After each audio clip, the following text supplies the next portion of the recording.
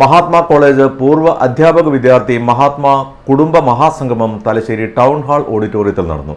എഴുത്തുകാരി doctor R Rajashree ഉദ്ഘാടനം ചെയ്തു. MP രാധാകൃഷ്ണന്റെ പ്രണയം ജീവിതം മരണം എന്ന പുസ്തകത്തിന്റെ പ്രകാശനവും അദ്ദേഹത്തിനെ ആദരിക്കലും ഡോക്ടർ ആർ രാജശ്രീ നിർവഹിച്ചു. ഒരു മനുഷ്യൻ ചരിത്രത്തിന്റെ ഭാഗമായത് എപ്രകാരമാണ് അദ്ദേഹം MER എന്നുള്ള 3 അക്ഷരം അത് ശരിക്കും സൂചിപ്പിക്കുന്നത്. അവിടെ തൊട്ട് പിന്നാലെ അതിന് പരസ്യമാണത്. അത് ആയുർവേദ ഹോസ്പിറ്റലുണ്ട് അവിടെ, അതിൻ്റെ പരസ്യമാണ്.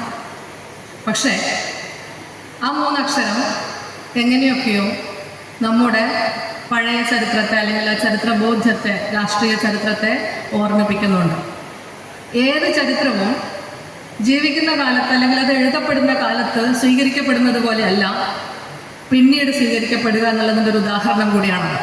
വരും തലമുറകളെ സംബന്ധിച്ചിടത്തോളം ഈ സമരചരിത്രം അല്ലെങ്കിൽ ആ സംഘർഷങ്ങളുടെ ചരിത്രം അല്ലെങ്കിൽ രാഷ്ട്രീയ ചരിത്രം അറിയാത്തൊരു തലമുറയെ സംബന്ധിച്ചിടത്തോളം അതൊരു സ്ഥാപനത്തെ മാത്രം പ്രതിനിധീകരിക്കുന്ന 3 അക്ഷരമാകും.